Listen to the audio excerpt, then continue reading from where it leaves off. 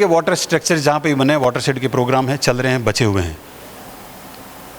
तो ये जो कॉमन प्रॉपर्टी रिसोर्स जिनकी मैं बात कर रहा हूँ, वो न तो कोई नेशनल पार्क है, न कोई सेंचुरी है, न कोई प्रोटेक्टेड एरिया है, but it is been govern by the people. लोगों ने बचाया इसको, और उसका यूटिलिटी आप एक एक पे जाओगे तो भले ही एक एक टॉपिक पे आप पीएचडी कर सकते हो, इतना वहाँ पे रिसोर्स है और इतना डाटा है। इसको बचाया किसने? सैकड़ों हजारों सालों से। आज हमसे एक सरिस्का नहीं संभल रहा है। वाइल्ड लाइफ इंस्टीट्यूट देहरादून में हमने बना दिया, हमसे Jim Corbett Rajaji national park नहीं संभला। राजीव गांधी जी ने बनाया था 1984 में कि जो राजाजी नेशनल पार्क में मैन एनिमल का जो कॉन्फ्लिक्ट चल रहा है एलिफेंट के साथ, टाइगर के साथ, वो कॉन्फ्लिक्ट रिजॉल्व कर दो। हिंदुस्तान में एक भी national park sanctuary, on record कह रहा हूँ, वेल मैनेज नहीं है। हम उस कॉन्फ्लिक्ट को क्रिएट कर रहे हैं, पॉलिटिसाइज कर रहे हैं। एक भी नेशनल पार्क हमारे नेशनल लेवल के इंस्टीट्यूट मैनेज करके एक मॉडल नहीं खड़ा कर पाया आज दिन तक। वजह, बिना ग्राउंड रियलिटी जाने हमने पॉलिसीज बना दी, प्लान बना दिया, लेकिन हमारे इस कॉमन प्रॉपर्टी रिसोर्स को आज जीरो इफेक्ट आया हुआ है, सिवाय कुछ एनक्रोचमेंट छोड़ दीजिए, या सरकार ने भूमिहीनों को भूमि दे दी, वो एक छोड़िए। इसके अलावा आज दिन तक कोई एनक्रोचमेंट नहीं है, कोई पेड़ों की कटिंग नहीं है, कोई शिकार नहीं हो रहा वहाँ पे। क्यों? Because of religion and culture. यहाँ खड़ा होकर गाय की बात करेंगे, पॉलिटिसाइज लगता है, धर्म की बात करते हैं, पॉलिटिसाइज लगता है। लेकिन जिस धर्म ने 10 साल से नहीं, हजारों सालों से इन चीज़ों को बचा के रखा, अगर वो मेरा धर्म या मेरा कल्चर या मेरा रिलीजन अच्छा है, वो किसी भी तरह, हर धर्म में दरगाहों के आसपास भी मैदान छोड़े हुए हैं, मंदिरों के आसपास भी मैदान छोड़े हुए हैं देववन के नाम से। तो उस कल्चर को, उस धर्म को समझने की ज़रूरत है। ह्यूमन वाइल्ड लाइफ को एग्जिस्टेंस, हम बार बार यही बात कर रहे हैं कि हमें साथ में कैसे रहना। अरे हम तो रहते ही आए हैं, हमने देखा नहीं, क्योंकि हमने नेशनल ज्योग्राफी पे रणथंभौर की फिल्म देख ली, डॉक्यूमेंट्री कान्हा नेशनल पार्क की देख ली, अलास्का की देख ली, लेकिन गांव में जाके देखिए, आगे कुछ स्लाइड में देखोगे, अपने बच्चों की तरह जानवरों को रखते हैं। प्रिजर्वेशन ऑफ साइंटिफिक झील, पूल, जिसको हम जीन बोलते हैं, आप कितना ही एक्सपेरिमेंट करोगे, जितने तरह के भी क्रॉप बना सकते हो, मॉडिफाइड क्रॉप बना सकते हो, लेकिन वाइल्ड सीड की ज़रूरत होती है। वो वाइल्ड सीड सारा इन्हीं कॉमन प्रॉपर्टी रिसोर्सेज में बचा हुआ है। आज एग्रीकल्चरल लैंडस्केप में तो ख़त्म हो गया। And they are really supporting our life system. हमारे गाँव की इकोनॉमी सारा इन्हीं पे डिपेंडेंट है। अगर पशुधन चरता है, वो चलता फिरता एटीएम बोलते हैं उसको। अगर 150 का उसके पास भेड़ का हर्ड है, एक भेड़ 2000 की, आप इमेजिन कर सकते हो कितने लाख रुपए वो लेके चलता है। इसी तरह से conservation of rare species, schedule 1, schedule 2 की स्पीसीज इनमें मिलती है। ये पूरे के पूरे लाइफ सपोर्ट सिस्टम है। ये अपने आप में हैबिटेट बना के बैठे हैं। बार बार हम बात करते हैं, निशित भाई ने बताया कि हैबिटेट बचाना बहुत ज़रूरी है किसी भी स्पीसीज के लिए, और ये अपने आप में इतने सेफ गार्ड के साथ में है कि इनको बिना कोई डिस्टर्बेंस के वहाँ की वाइल्ड लाइफ वैसे के वैसे सस्टेन कर रही है। हमने ये पाया कि जिस गांव की बायोडाइवर्सिटी अच्छी है, वहाँ की इकोलॉजी अच्छी है, वहाँ की इकोनॉमी भी अच्छी है, वहाँ के लोगों की हेल्थ भी अच्छी है। और बीमारी का जो सुबह से आपने अच्छे से बताया था, वो बीमारियाँ होती नहीं है आदि, तो साथी ने बताया था कि मन से लेके बैठे हुए हम लोग वो बीमारियाँ।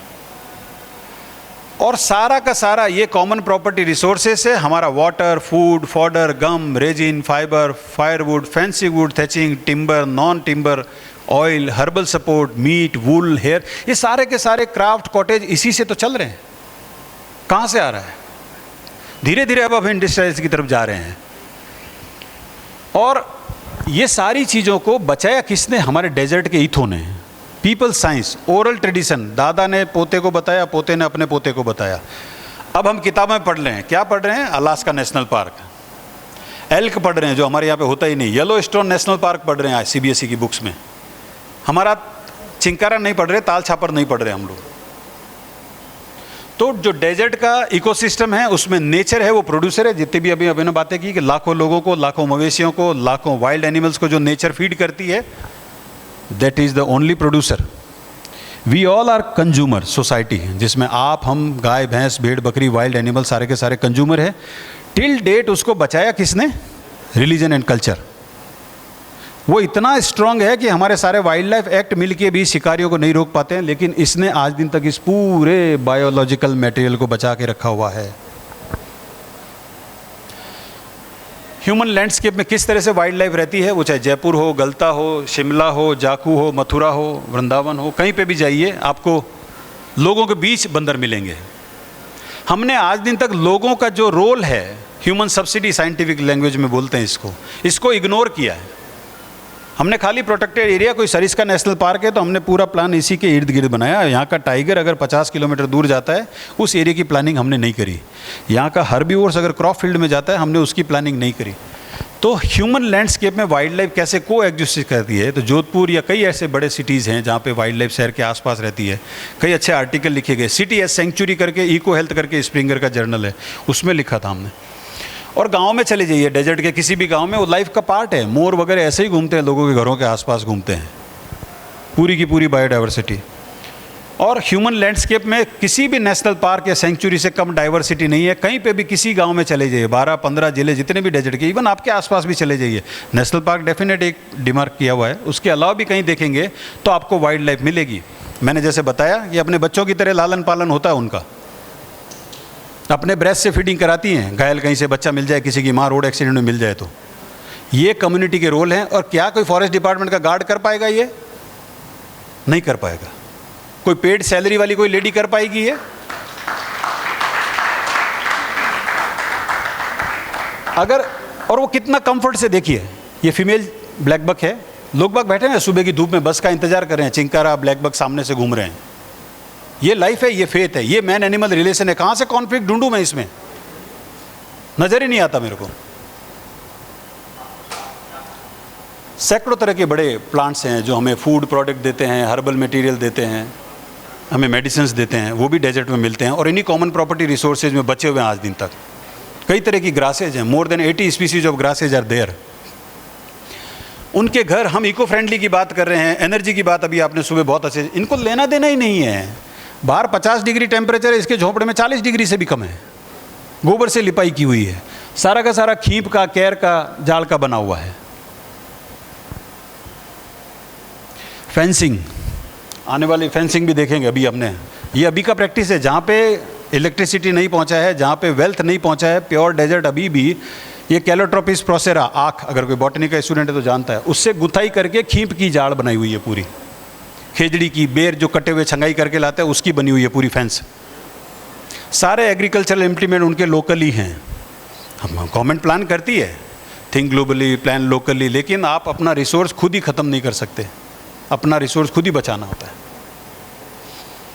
हर एक कॉमन प्रॉपर्टी रिसोर्स पे जो उनका बिल्डिंग कंस्ट्रक्शन के लिए भी चाहिए, ये खींप है, शायद जो बॉटनिस्ट है, पॉलीगेनम। इसका कीमत कोई एस्टिमेशन आपको, अंदाजा किसी को? ये एक ऊंट गाड़ा कितने का होगा?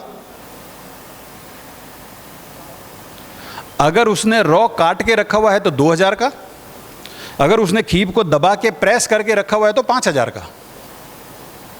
और जब हम सर्वे करने जाते हैं इलाके की तो ये कीमत नहीं निकालते। ये उसका लाइवलीहुड है, ये उसका सर्वाइवल है, और ये उसका बिल्डिंग कंस्ट्रक्शन का मटेरियल है। फ्यूल वुड भी वहीं से लाते हैं। बड़ी बात, हम बार बार कम्युनिटी को ब्लेम करते हैं कि ये पेड़ काटते हैं। आई एम सॉरी, आप कभी जाके देखिए, एक भी गीला लकड़ी उसके गट्ठर में नहीं मिलेगा। जो नेचुरली, अभी इतने छोटे मोटे साइक्लोन आए, डेजर्ट में आना नई बात नहीं है। जो डाली टूट जाती है उसको उठा के लाते हैं, ग्रीन वो भी नहीं काटते। जो लोगों ने अपनी गर्दन कटा दी, पूरी दुनिया में ऐसा कई एग्जाम्पल है कि 363 लोग लुगाई पेड़ बचाने के लिए गर्दन कटा दिए। खेजड़ली, जोधपुर से 18 किलोमीटर दूर पे खेजड़ली गांव है। तो जहाँ पे भी इंटरनेशनल फोरम पे जाते हैं, ठीक है, इंटरनेशनल टेक्नोलॉजी अच्छी है सबके पास में, लेकिन हमारा अपना जो बेस है वो बहुत मजबूत है, खाली उसको जानने की जरूरत है। 363 लोग लुगाई, मानव इतिहास में कोई दूसरा एग्जाम्पल पूरी दुनिया के किसी कोने में है ही नहीं कि जिन्होंने पेड़ बचा। सर साठे रूख रहे तो भी सस्तो जान, सर कटा के भी अगर पेड़ बचा लिया खेजड़ी का तो बहुत सस्ता सौदा है। अभी जैसा सेल आता है ना, इसमें अमेजोन पे सेल आया, उससे भी सस्ता सौदा है। हेड लोड्स जाते हैं, ट्रक लोड्स जाते हैं, लेकिन इतना डैमेज नहीं। झाड़ू वगैरह सारा लोकल मटेरियल से ही बना हुआ है उनका। जो फूड की हम बात करते हैं, कलेक्शन होता है, कितना जेंटली लंबा स्टिक 20 फीट का लेके आगे हंसली लगा के उसको जो डाली, जो फ्रूट लेना उतना ही लेगी, पूरी ब्रांच नहीं काटेगी वो जेसीबी से, जैसा कि अब हम कर रहे हैं एनर्जी के नाम पे। आप आगे देखेंगे नीचे कपड़ा लगा के कैर का, बेर का, सारा फूड का, फ्रूट का कलेक्शन किया जाता है और मार्केट में आता है बिकने के लिए और हमारे घरों तक पहुंचता है। हर एक ओरण गोचर के कैचमेंट एरिया से इनको कम से कम 5-5, 10-10 हज़ार का डेली इतना फूड रिसोर्स मिलता है कि मार्केट में दे सकें। हर एक परिवार को इससे आमदनी होती है।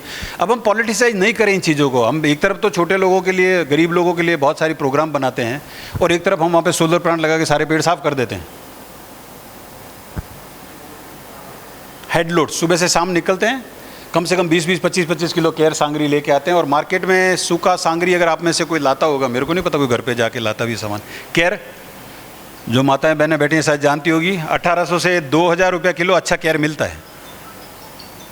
सांगरी 1200 से 15 रुपये किलो, 1500 रुपये किलो सांगरी मिलती है सूखी। राजस्थान के थार डेजर्ट के किसी भी शहर में चले जाइए, आपको सिटी में ये मार्केट मिलेंगे। ये सांगरी है, वो केयर की अलग अलग वैरायटी है। जैसे केयर छोटा होगा तो उसकी कीमत ज़्यादा है, बड़ा होगा उसकी कम होगी। और ये सारे के सारे बिना पेस्टिसाइड के प्रोडक्ट हैं। और हमारे घरों में 2-2, 1.5 साल का स्टॉक पड़ा हुआ है। कोविड के दौरान 2 महीने सब्जी लेने नहीं जाना पड़ा, फ़र्क नहीं था। रात को एक एक मुट्ठी लेके सब भिगोया, सुबह माता जी ने बना दिया, हमने खा लिया। बहुत सिंपल सा है और इतना रिच न्यूट्रिशन में।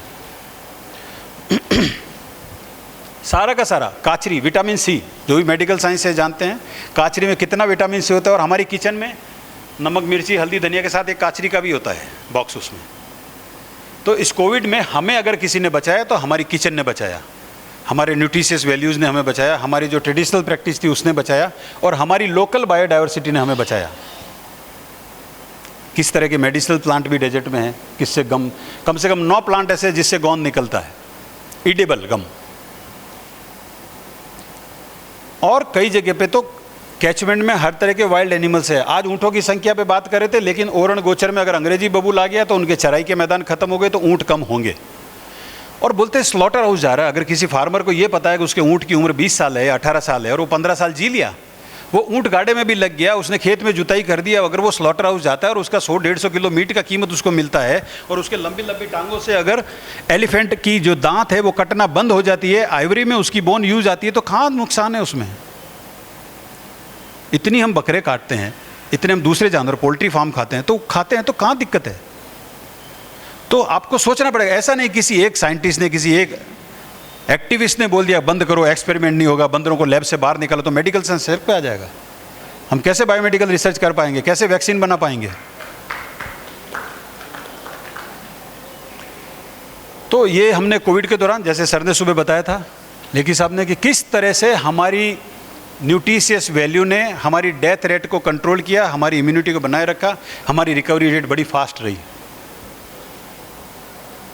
लेकिन सब कुछ ऐसा, जैसे मैंने अच्छा बताया कि हिरण घर के बाहर घूम रहा है, गोदी में बच्चे की तरह घूम रहा है, ऐसा नहीं रह गया। अब अंग्रेजी बबूल एक बहुत बड़ा बीमारी हमारे यहाँ पे फैल गया। हर नेशनल पार्क में, हर सेंचुरी में, हर प्रोटेक्टेड एरिया में तो ग्रांट आती है। ताल छापर जैसा एक छोटा सा सेंचुरी अगर आप में से किसी ने देखा हो तो 30 स्क्वायर किलोमीटर का ही है। उसमें अभी तक 7 करोड़ रुपया खर्च हो चुका है अंग्रेजी बबूल हटाने के लिए। हर साल नहीं हटा पाए, अभी भी प्रोसेस चल रहा है। तो अब इसमें कौन खर्च करेगा। सरकार की ये प्राथमिकता नहीं है, पर्यावरण ऐसा ही नहीं है, तो ये अकेला अंग्रेजी बबूल तो बिल्कुल नहीं है। हमने प्लानिंग करी, कहीं से कुछ फंड लेके आए, गांव वालों के साथ कुछ मीटिंग करी, एंड दैट इज़ डूएबल। आपको कोई भी एक्शन लेना हो तो कोई किताब, कोई लिटरेचर, कोई नेट देखने की जरूरत नहीं है। लोगों के साथ बैठ जाओ, वो अपनी समस्या बताएंगे, आप उसका इलाज कर दीजिए वहीं का वहीं, और हट जाइए। As an academician, as a activist या एज ए साइंटिस्ट, हमारा ये रोल नहीं है कि किसी जगह पर जाके किसी काम को हम गोदी में लेके बैठ जाएँ और ताउम्र अपनी कॉलर खड़खड़ाते रहे कि हमने ये किया, हमने ये किया। 20 साल पहले किया तो चले जाओ ना अब यहाँ से, दूसरी जगह काम करो कहीं और, अगर आप साइंटिस्ट हो या फिर एक्टिविस्ट हो या वर्कर हो। तो कैचमेंट एरिया में इंप्रूवमेंट की जरूरत थी, अंग्रेजी बबूल हटाए। कैचमेंट एरिया में जहाँ पे चैनल करने थे, चैनल बना दिए, और लोगों ने खुद ने किए सारा कुछ, और नेटिव स्पीसीज लगा दी उन्होंने वहाँ पे। नतीजा ये हुआ कि जो वहाँ की लोकल डाइवर्सिटी है वो रिकवर करना शुरू कर दी अंग्रेजी बबूल हटने के बाद। वहाँ का लोकल प्रोडक्शन बढ़ना शुरू हो गया, जो नेटिव स्पीसीज थी वो रिवाइव कर गई। और ये मॉडल 25 गांव में इतना सक्सेसफुल था कि हमने प्लानिंग कमीशन को इसका इंटीमेशन दिया और गवर्नमेंट ऑफ इंडिया को एक प्रपोजल बना के दिया, and they all visited us in the field. और मैंने कहा हम कुछ बताएंगे, रिपोर्ट हमने भेज दी आपको, आप गांव वालों से बैठ के इंटरेक्ट करिए। ये गांव वाले बोलते जो हमारे मवेशी पहले 6 महीने के बाद बाहर जाना पड़ता था माइग्रेशन पे, जब से ये रिवाइवल हुआ है उसके 5 साल तक हमने कभी किसी बार के खेत का मुंह ही नहीं देखा। हमारे गांव में हमारा फॉडर हो गया, हमारा वाटर वहीं स्टोर हो गया सबका सब। इसी तरह से हम आज अपने यूथ को ये कहते हैं कि यार एनर्जी का प्रोडक्शन बनाना, वो क्या ठीक है, आपका हाइडल कम पड़ गया, थर्मल कम पड़ गया, सोलर से बना लीजिए, वो कम पड़ गया, विंड से बना लीजिए, वो दूसरा तीसरा रोड पे आपने कई ब्रेकर के बताए, कईयों ने वो विंड से, सड़क के आसपास हवा से घूमने वाली से, तो बिजली पैदा करते रहो। ये कोई नहीं बता रहा है कि बिजली कम कैसे यूज़ की जाए, उसका जुडिशियस यूज कैसे किया जाए। बच्चे टेक्नीशियंस हैं, इनको आज जो चीज़ बोलोगे बना देंगे। ट्रैक्टर बड़ा है हमारा, कुछ हेठ हिमाचल में, उत्तरांचल में छोटा ट्रैक्टर उसने बेचारे ने ईजाद कर दिया, छोटा ट्रैक्टर बना दिया, बट उसको भी तो डीजल चाहिए। हमने एनर्जी का जो बहुत प्योर सोर्स था, ऊँट, उसको हमने दरकिनार कर दिया। अभी भी गाड़ियाँ आती है, शायद आपके मेरे घरों में, शहरों में आती है, घर घर कचरा लेने के लिए। ऑटो आता है, मेरे घर से आपके घर तक नहीं आएगा, क्योंकि मैं बख्शीश देता हूँ, तो वो खड़ा रहेगा 10 मिनट, पट पट पट पट पट पट गाड़ी चालू रहेगा उसका। तो सरकार तो कम से कम ये कर दे, घर घर कचरा में तो ऊँट गाड़ी लगा दे। बीकानेर में तो ब्रिटिशर्स के टाइम में ऊँट गाड़ी में बच्चे स्कूल जाते थे। हमने वो एनर्जी के जो प्योर सोर्स थे उनको साइड कर दिया और नए नए ईजाद कर रहे हैं, एनर्जी का अल्टरनेट सोर्स लेके आते हैं, लेकिन किस कॉस्ट पे ला रहे हैं। मैं फॉर्चुनेट रहा कि जो भी एनर्जी का सबसे पहला इन्वेंशन हुआ इस स्टेट में, मैं उसका पार्ट था। ये केन एनर्जी का जो पहला कुआं, ऐश्वर्या रागेश्वरी जो खुदे थे उस टाइम पे, एनवायरमेंट इम्पैक्ट सर्वे होता, मैं करने वाला था।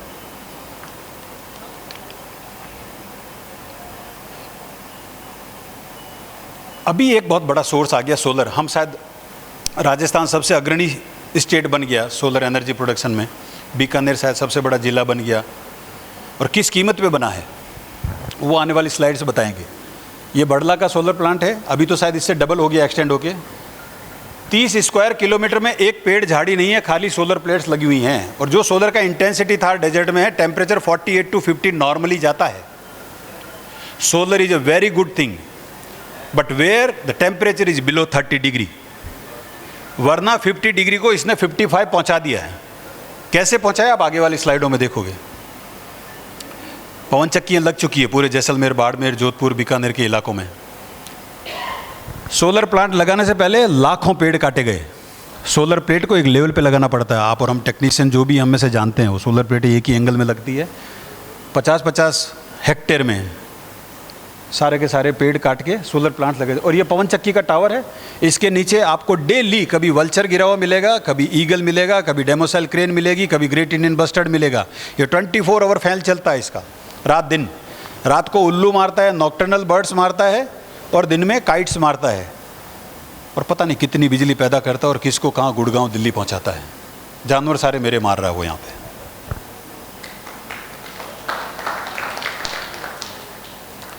जो एक साथी ने अभी बात की थी ट्रांसमिशन की, and it's a fact.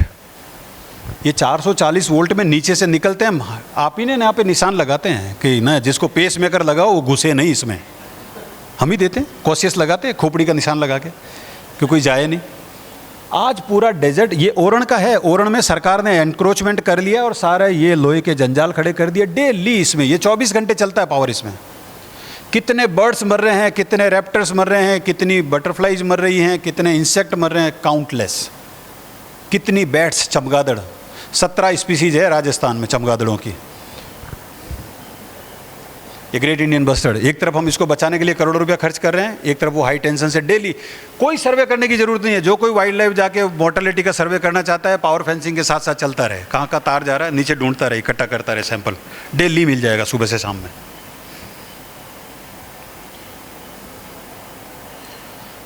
As an academician हम क्या कर सकते हैं। आप और हम मौका दोगे तो हम आके बोल देंगे। अगर ऊँट वालों को एक बार बोल दिया कैमर रिसर्च फार्म को, तुमने उसको गलत डिक्लेयर करा, कल से बुलाना बंद कर दिया, नहीं जाएंगे। हम कह सकते हैं, जो पॉलिसी मेकर है उनको अवेयर कर सकते हैं। ये छोटा सा एग्जांपल है। जो भी बच्चे यहाँ बैठे हुए हैं, इसमें कोई सैटेलाइट इमेज नहीं लिया मैंने, कोई टेक्नोलॉजी। आपके सबके मोबाइल पे गूगल इमेज एक सॉफ्टवेयर है, गूगल ग्लोब बताता है ना। किसी भी गूगल के मैप पे जाइए, वहाँ पे एक मैप आता है हिस्ट्री का, कि 2019 में क्या था, 21 में क्या हो गया। और सिंपल वही लॉन्गिट्यूड लैटिट्यूड आता है स्क्रीन के ऊपर, चेंज नहीं करो और आगे बढ़ते रहो उस स्केल को, आपको पता चलेगा। यहाँ पे नीचे ग्राउंड पे कम से कम 5000 पेड़ थे खेजड़ी के, काट दिए गए, तभी ये प्लांट लगा है। और उसमें सारी की सारी नेटिव स्पीसीज। उस एक खेजड़ी के पेड़ की हम ऑक्सीजन की कीमत निकालें, उसके फूड की, उसके फॉडर की, वो कितने बर्ड्स का, कितने मैमल्स का, कितने हनी बीज का वो शेल्टर था, घर था, हम नहीं सोच रहे। अभी तक बीकानेर ने, 5 मिनट सर, बीकानेर ने 50,000 हेक्टेयर में सोलर प्लांट लगा दिए हैं और करीब 1.5 लाख पेड़ काट चुका है वो। और सोलर प्लांट लगने के बाद ये ज़मीन का हकीकत है वहाँ पे। किसी भी सोलर प्लांट पे आप जाइए, गूगल पे सर्च करिए, सोलर प्लांट के आसपास देखिए, बिल्कुल सफाचट मैदान मिलेगा। न कोई झाड़ी मिलेगी, न कोई नया एफिमेरल, न कोई नई घास निकल रही है, क्योंकि टेम्परेचर 50 से 55 डिग्री बढ़ चुका है वहाँ का। 5 डिग्री का फ़र्क बहुत होता है। साइंस तो ग्लोबल वार्मिंग आधा डिग्री पे और 1 डिग्री पे बात करिए, मैं 3 से 4 डिग्री की बात कर रहा हूँ डेजर्ट में। ये किसी इमेज का बड़ला में जो सबसे बड़ा प्लांट लगा था, ये इमेज है 2019 की, ये 20 की, ये 21 की। और ये टेम्परेचर का क्लियर, कोई मिसाइल का फॉर्मूला नहीं है, कोई रॉकेट साइंस नहीं है इसमें। खाली जाके आपको प्लांट के ऊपर देखना है कि यहाँ पे 39.6 बता रहा है, वहाँ पे 40.5 बता रहा है, सेम ड्यूरेशन और सेम आवर्स के बीच वहाँ 41। 3 डिग्री का तो सामने ही फर्क दिख रहा है, और छोटा सा प्लांट है। हर एक प्लांट के आसपास जितना बड़ा है प्लांट का साइज, उतना टेम्परेचर का वेरिएशन है। अगर 5 डिग्री है तो वो प्लांट जरूर कम से कम 8 से 10 स्क्वायर किलोमीटर में फैला हुआ होगा। सारे के सारे उस इलाके के पॉलिनेटर्स खत्म हो गए 3 डिग्री टेम्परेचर बढ़ने के बाद, कुछ नहीं रहा। हमने अभी पिछले साल नींबू खाया था 400 रुपये किलो, वजह जो प्रोडक्शन ही नहीं हुआ। मेल और फीमेल फ्लावर मिले ही नहीं। पता कैसे चला कि 1-2 साथियों के जैसलमेर के डेट फार्म, खजूर के खेत हैं, मेल ट्री अलग होता है, फीमेल अलग होता है, पॉलिनेशन तब होता है। बोले साहब आर्टिफिशियल पॉलिनेशन करना है, आप बीकानेर में बैठे हो, एग्रीकल्चर यूनिवर्सिटी 2 किलो पोलन भेजो। मैंने कहा रसगुल्ले तो भेजे, पोलन काय के लिए भेजूँ? आर्टिफिशियल ब्रशिंग कर रहे हैं सर, फीमेल प्लांट पे फ्लावरिंग हो गई, मेल पे उन्हीं, तो आर्टिफिशियल ब्रशिंग कर रहे हैं और उनको पॉलिनेट करवा रहे हैं। इतना कितने पे कर पाओगे? बाजरी, कल मिलेट पे लेक्चर हुआ था, बाजरी के एक सिट्टे में 1000 बीज लगते हैं, कैसे ब्रशिंग करोगे? 1 बीघा में नहीं कर पाएंगे सुबह से शाम तक। और लास्ट में वाटर, थार डेजर्ट में एनर्जी किस तरह से, सोलर प्लांट किस तरह से आत्मघाती है। मैं बहुत सलीके से और तरीके से बता रहा हूँ। हो सकता है आने वाले 15-20 साल में ड्रोन से सर्वे होगा, पुलिस आके प्लांट उठा के ले जाएगी, जितना चेंजेज ला रहे हैं। लैंडसेट डाटा हम में से कई लोग जीएस जानते हैं। मई 2024 का इमेज है, 110 वाटर बॉडी हमने काउंट की हुई थी उस इलाके में, 70 स्क्वायर किलोमीटर एरिया में। मई 2022 खाली एक फ़र्क आया, ये रेड कलर का सोलर प्लांट लग गया, 10 वाटर बॉडी बची है वहाँ पे, क्योंकि उस प्लांट को ठंडा रखने के लिए पानी चाहिए, उसकी प्लेटों को धोने के लिए सुबह शाम पानी चाहिए। पानी कहाँ से लाएं?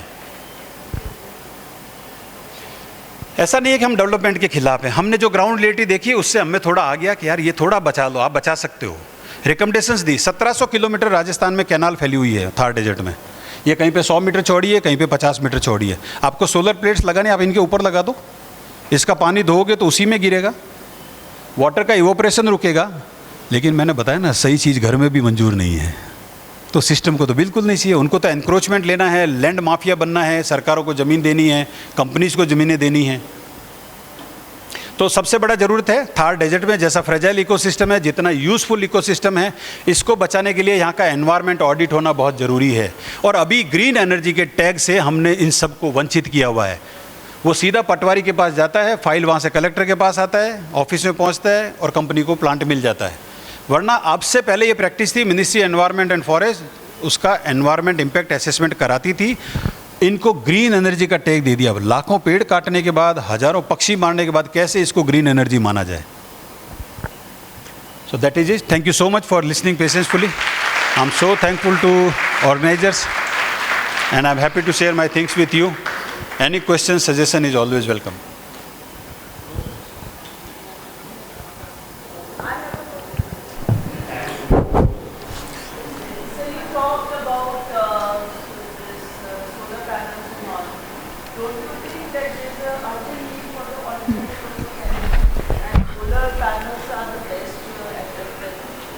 Animals are dying, but can we live without electricity? Can hospitals run without electricity? So, what is the alternate source? Are we looking for nuclear power? मेरी नीड है, मेरे को खाना चाहिए, क्या आपका छीन लूं? Is that the right way? मेरे को भूख लगी तो मेरे को मेरा अपना रिसोर्स देखना पड़ेगा। अगर मेरे को दिल्ली को बिजली देना है, मुंबई को बिजली देना है, तो वो देखे ना। मेरा यहाँ का गाय भैंस नौकरी चल रहा था, उसका रिसोर्स था, उसका इकोनॉमी था, उसका सेटअप था, मैंने उन सबको तो हटा दिया। और 2 रुपये में वो कंपनी बिजली कर रही है, सरकार उसको 10 रुपये में बेच रही है। अल्टरनेट चाहिए तो आप अल्टरनेट एनर्जी सोर्स चाहिए तो आपके पास और भी हैं, जुडिशियस यूज़ करिए, उसका प्रोडक्शन करिए। और सोलर भी बुरा नहीं है, मैं तो कहता हूँ अर्बन एरिया में जहाँ पे भी बिना पेड़ काटे कहीं लग रहा है ठीक है, 2-4 स्क्वायर मीटर में लगता है, 10 स्क्वायर मीटर में लगता है, दैट इज़ गुड। लेकिन कंट्री के और भी पार्ट है, वो दिल्ली खुद क्यों नहीं अपनी बिजली पैदा करता उसी सोलर प्लांट से? उसके पास भी तो छतें हैं, वो यहाँ से क्यों ले जाता है? लेकिन किस कॉस्ट पे ले जा रहा है, यही मेरे को आपको बताने का पर्पज़ था।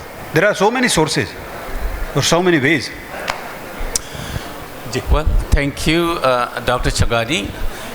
Being mindful about the timing, I'm going to just wrap up in less than 30 seconds. So your passions and your dedications to the nature is reflected in your impactful presentation. So living in a Bikaner area and working in the wildlife, in the vicinity with the wildlife, it just shows that how dedicated and the caring and passionate you are about the the nature and is a conservation. So with this one, I like to open the floor for the questions, if any, for Dr. Changani, please. Okay, great, thank you. एक minute madam, मैं बोलूँगा। Professor Changani जी, मैं सभी जितने भी श्रोतागण, professor साहिबान, बाहर से पधारे, विशेष रूप से युवा की नोट स्पीकर्स जो इस फील्ड में उतर रहे हैं, उन्हें प्रोफेसर छंगानी से प्रेरणा लेनी चाहिए। दुनिया में सबसे अगर कोई बेहतर व्यक्तित्व है तो वो प्रोफेसर होता है, दूसरे शब्दों में शिक्षक कहूँ।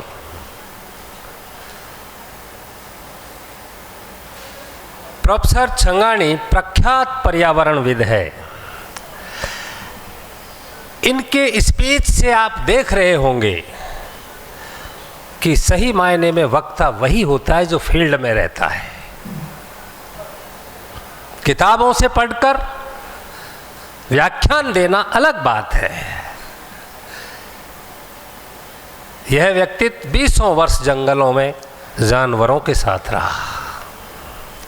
प्रोफेसर निशित धारिया सामने बैठे हैं, सर खड़े हों, गुजरात से।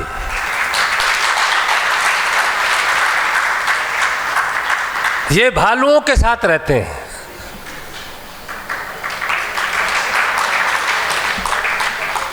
क्योंकि प्रकृति ने, देखिए प्रोफेसर छंगानी ने कोई नई बात कुछ भी नहीं कही है आपसे,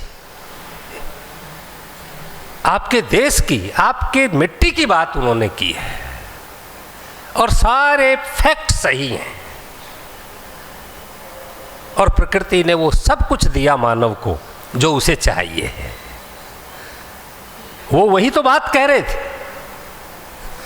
लेकिन मानव इतना लालची हो गया है कि अपने लालच में उसने प्रकृति को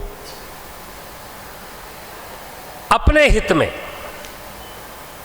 उसके लाभ हानि को ना देखकर, सिर्फ अपना हित देखकर बर्बाद कर दिया। और यही कारण है कि पर्यावरण असंतुलित हो गया। बहुत बहुत साधुवाद प्रोफेसर छंगानी जी, मैं अभिभूत हूँ आपको सुनकर। और ये मैसेज 22 देशों के हजारों प्रतिनिधि इसको लाइव देख रहे हैं। ये होना चाहिए इस मन से कि हाँ कोई कॉन्फ्रेंस हुआ है। जय हिंद, जय भारत, बहुत बहुत साधुवाद। हाँ बोलो बोलो।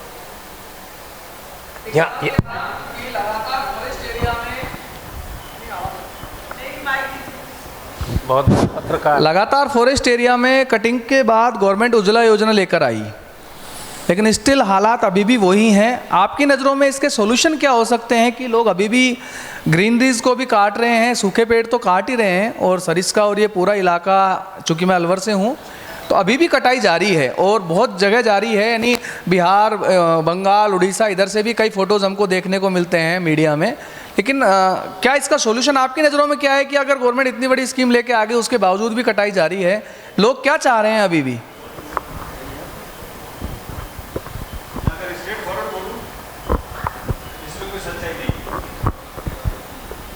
सीधी भाषा में बोलूँ, इसमें कोई सच्चाई नहीं है। हम लोग कितने 140 करोड़ हो गए। जिस तरह से ब्लेम किया जा रहा है कि पब्लिक पेड़ काट रही है, पेड़ काट रही है, अगर वो काटती तो साल भर में सब सल्टा देती। कट नहीं रहा है, काटने वाला आदमी दूसरा है। अब जाके देखें, जो भी बात आप कर रहे हैं एक बार फील्ड में जाके देखें, वो काटने वाले 80% तो अंग्रेजी बबूल काट रहे हैं जो हमें हटा नहीं पा रहे। कोई जाके धौंक का पेड़ नहीं काट रहा आपके सरिस्का में। धौंक काटने वाला लोग अलग है, और उसका आपको भी पता है, सिस्टम को भी पता है, वो सिस्टम की कंसर्न से काट रहे हैं। तो आम आदमी को जब हम ब्लेम करते हैं तो बिना ग्राउंड रियलिटी के करते हैं। आप एक बार जाके खड़े हो जाओ, किसी भी रिसर्चर को हम क्या कहते हैं, सुबह तू 6 बजे चला जा फील्ड में, शाम को 6 बजे घर आ जाना। वो उस 24 घंटे में 12 घंटे में सब कुछ देख लेता है। आप देख लीजिए हेड लोड किस स्पीसीज़ के जा रहे हैं, कौन लोग ले जा रहे हैं उनको, और ट्रैक्टर भर के ट्रक भर के कौन ले जा रहा है। तो कम्युनिटी को इसके लिए कसूरवार मानना बहुत हद तक सही नहीं है। और वो सूखी लकड़ी ले जाती है, आप एक बार जाके देखिए, गीली से तो उसका चूल्हा भी नहीं जलता। क्या करेगी वो औरत ले जाके? 1.5 घंटे तक थोड़ी रोटियाँ बनाएगी, आधे घंटे में रोटी बनाना है, बाकी उसको पानी लाना है, काम करना है। तो गीली लकड़ी कोई परिवार वाले नहीं जलाते। और ज़्यादातर देख लीजिए 80% अंग्रेजी बबूल का जो सबसे बड़ा फ़ायदा मैंने जो देखा फील्ड में वो यही है कि अगर ये नहीं होता तो शायद आज हम कई सारे अपनी नेटिव स्पीसीज़ काट चुके होते। बाकी तो एनर्जी का जो है, सरकार एक बार योजना चला दे, किसी सरकार का नाम लेना इस मंच से ठीक नहीं रहेगा। और मेरे ख्याल से आज सब में इतनी वेल्थ है कि वो गैस अफोर्ड कर सकते हैं। आपको लेबर नहीं मिलती सुबह से शाम के लिए 700 रुपये में, तो उसको 1800 रुपये के सिलेंडर में एक दिन में कहाँ दिक्कत आ रही है। न अवेलेबिलिटी में कमी है, पहले तो लाइन लगता था, अब तो वो भी घर पहुँचा के जा रहा है। और करीब करीब बहुत कम लोग ऐसे हैं जिनके घरों पे उज्ज्वला का सिलेंडर नहीं पहुंच गया। आज हर कोई इतना पढ़ा लिखा है, ठीक है, सबका सब 100% हम दावा नहीं करते, लेकिन ग्राउंड रियलिटी बिना जाने इस पर कुछ कहना बहुत ज़्यादा बात हो जाएगा। जी, I would like to thank the keynote speaker and the chairperson for such a wonderful and amazing and commendable lecture. But I would like to speak one thing here very clearly. In this conference, we have scientists from every field. They are coming from economy, they are coming from environment, they are coming from engineering, they are coming from medical sciences. So at the same time, we need to take a call that yes, we need to save the environment, but on the other hand, we cannot stop the factories, we cannot stop using electricity. Thermal power plants को हम बंद नहीं कर सकते हैं। इसी चीज़ को बहुत अच्छे से हमें बताने आ रहे हैं हमारे next keynote speaker doctor Mohammad Asif Shah. Mohammad Asif Shah is Associate Professor at Kebri Dehar University, Ethiopia. I would like to introduce him as one of the best economists of the world. We have two economists here, Dr. Bhola Khan, and now we have Dr. Mohammad Asif Shah. The session would be chaired by Dr. Lakshman Khanel, Associate Professor, Central Department of Zoology, Tribhuvan University, Kathmandu, Nepal. So I would request keynote speaker and the chairperson to start the session. Thank you.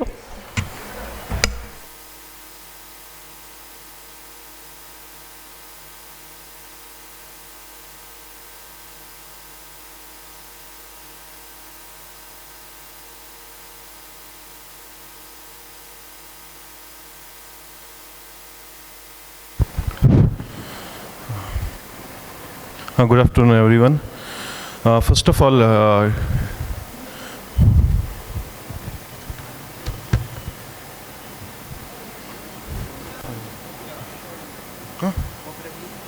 जी क्या रखूं?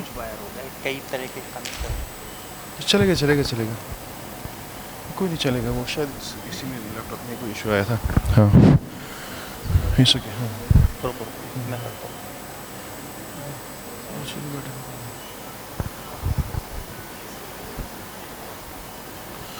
हाँ, first of all, thanks for the organizing committee, the team, the whole, especially Professor Hukum sir, Professor Mamta ma'am, all of you.